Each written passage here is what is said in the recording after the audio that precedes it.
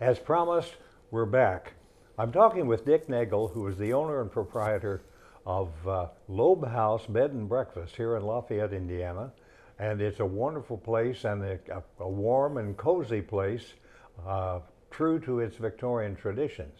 Dick, we've enjoyed our first half talking with you, but there's a question. I'm standing or sitting in front of a fireplace, a wonderful, looks like iron mantle, and there's a portrait above that. Who is that? Well, the portrait is Mrs. Loeb, Mrs. Solomon Loeb. Her name was Carrie. Carrie Bear was her maiden name, so Carrie Bear Loeb. And I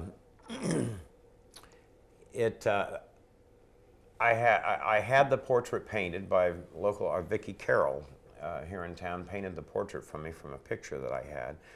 And I just sort of thought every house like this needs a portrait of the Grand Dame hanging over the fireplace. So Vicki painted this portrait, and Mrs. Loeb passed away in 1950, February of 1950. That was the owner of the family of the Loeb and Heaney's department store, which went out of business in 1980 something. 87. 87. They sold to May Corporation in 1980. And then by 1987, they had closed all the stores. They closed the downtown store, I think, in 83 or 85. I remember going to which was Loeb's. The store at the mall didn't. That was never Loeb's. It was the one downtown. For a long time, Loeb and Heaney's was the department store before the strip malls and the chains began moving in. Well, they were sort of the LS heirs of Lafayette, or Marshall Fields. What Marshall Fields is to Chicago, what Loeb's was to Lafayette. It was a beautiful store. It's now taken over by something else, but it's on the courthouse square. But we'll talk about that later. You can still see the signs painted on the outside walls in the back. Big advertising billboards. Yeah, I think Loeb's it's still Lafayette, there. Yeah, that sign is still there with the parking lot in back. This is not only a bed and breakfast, but it is also a tea room, and I have here the menu from the tea room, and I'm going to ask Dick to explain some of the things that happen as far as the menu and who prepares the food and how it's served and to whom. Well, we do a little tea room, and we're open on Thursday and Friday from 11 to 3. We do a light lunch. I like to say, Sue Rothenberger is the lady who runs the tea room. This is sort of her business inside Loeb House.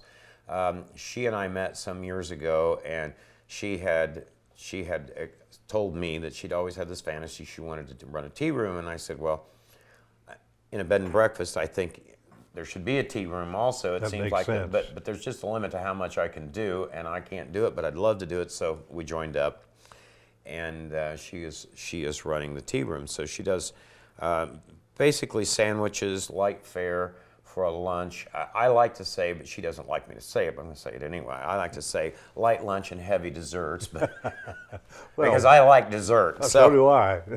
So, she does scones, kind of traditional tea time scones with dried fruit in them.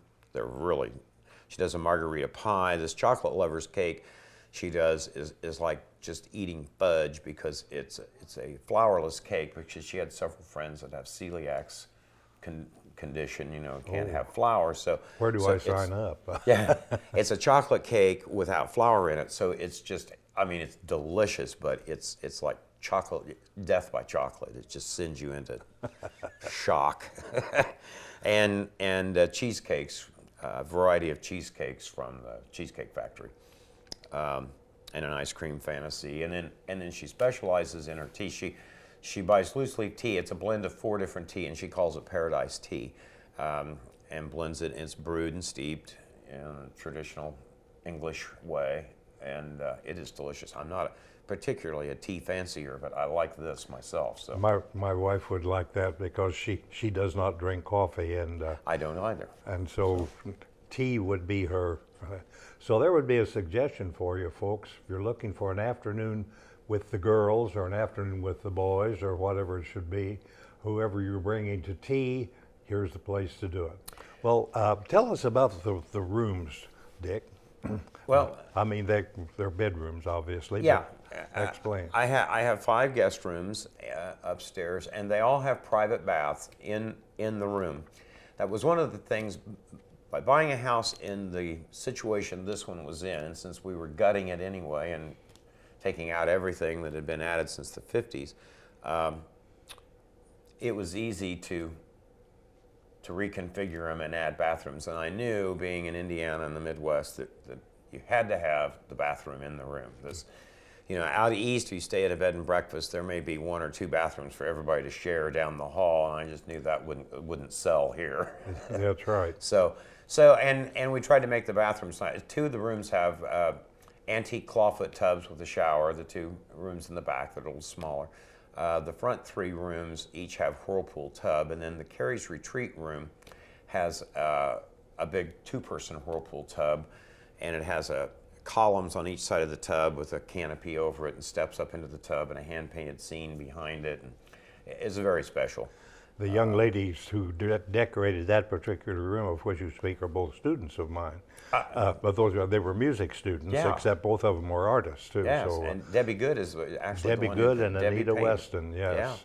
Yeah. And, And yeah, it's a beautiful room. beautiful room, and that's if you get here early, folks, and you don't, well, I'm saying you don't miss out on it. That's the room you'd like to stay in. Yeah. And then people coming to have tea and or lunch and that, they usually tour through the house, because that's kind of one of the things people come to have lunch and see the house, especially at Christmas. And there are Christmas trees in the rooms upstairs as well, and one in the hallway. And I would have to ask, what's your total of Christmas trees? this year, 8 big trees, and the 2 in the entryway make 10. There's 2 little ones on the mantle over there make 12. So I'm down about a half dozen from what my high of a few years ago. Now, yeah, and you do all of the decorations. I'll tell you, folks, Yeah. they are spectacular. So if for no other reason than tea and bed and breakfast, you should come to see the Christmas decorations in this lovely Victorian home. What do you see in the future as far as it seems to be getting bigger and better as far as the use of bed and breakfast are concerned? Well, hopefully. It's been a rough several years, obviously, with the economy. I won't go into this, but the property tax issue in this state became Yes. it was almost a disaster here, and so we continue to go. It's very tough because this is a small business, so I can't do mass marketing. So it's very tough, and I'm working more and more on the technology ends of it, as we were talking off camera a while ago. How people find us. Most of us find us through our website and those type of things. We're now. Explain we were talking about OnStar, and I think a lot of people who are now locked into the global positioning systems that they have in their cars, such as OnStar or Raman and Garmin, I guess it is another one.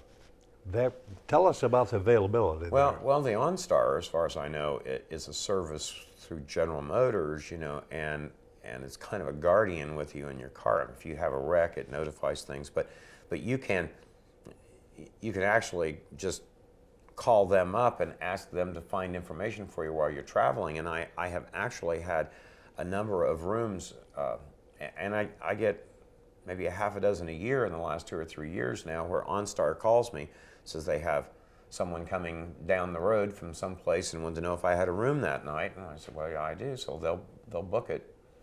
OnStar actually books it for the people, and half an hour to an hour they show up, and there they are. That takes a little stress off of travel, and especially for, which is another question that comes up there, especially for people who don't always make plans ahead of time, Yeah. which is kind of like me. Like that. As far as an age group is concerned, do you cater to any particular age? It's been. No, I cater to all ages from that standpoint, but my clientele has cut across every age group, and it's been very interesting because every age group seems to love the place, from young to old. I mean, and everybody has a different, you know, to the younger generation, it's history. To the older generation, it's memories. Yeah, you know, that's right. And that's what truly makes staying here an experience, I think. On a sidebar here, my wife and I have been in the antiques business since 1970. We're out of it now since we no longer are able to do it. But one of the things that we have found is that the antiques market has dropped considerably. Yeah. Things that once brought high prices are not doing quite so well. Yet, on the other hand, we find, for instance, our children still like antiques, and they grew up with them, and they're comfortable with them. You know, I think it's like anything. Things of quality have enduring value and last for the ages anyway. I mean, the classics are always the classics. So even though the values may be down right now, I think the values will come back. The appreciation will be there again because they don't build it anymore and they don't make it like that anymore. You know, a solid wood chest, as simple as that one is over there, you know, is an all walnut, handmade. You know, it's not walnut. A picture of walnut grain pasted on a fiber board. Yes, and there's So- a lot of that, in spite of the fact that there's some of this modern furniture. Hope I'm getting into the opinions here now, but some of this modern furniture that is heavy as lead, you know, half of it is glue, Yeah. and that is not what we have. Well, there are so many, many things and many questions, but I noticed that you have a lot of greenery, a lot of plants, and they're not plastic. No. And that's one of the things that I would find very attractive in coming into a bed and breakfast is not so much, now I'm not talking about Christmas decorations because those are seasonal and so forth, Yeah. but I see over here in the corner a beautiful Boston fern. I see another one that I have no name for. Well, that is a Christmas cactus. That is was the my largest Christmas That cactus. was my I've- grandmother's Christmas cactus that her aunt gave her. We estimate it to be 105 years old. Is that correct? Well, that's, And it's impressive. and I have it now, and it scares me to death. You know, that's a heavy legacy to have to take care of. A To be the 100-year-old one, I plant. wouldn't want to be the one in the family now that kills it. You know, I after all wouldn't these either. years. Dick, I want to thank you for being a wonderful host, as you have a reputation for being, but also for taking this time in your busy schedule to talk with us here at Goin Like 60. And we're going like 60, and we continue to go like 60. So remember, Loeb House Bed and Breakfast, 7th and Cincinnati Street in Lafayette. Next time, until next time, I'm Dick Yeager, and this is Going Like 60.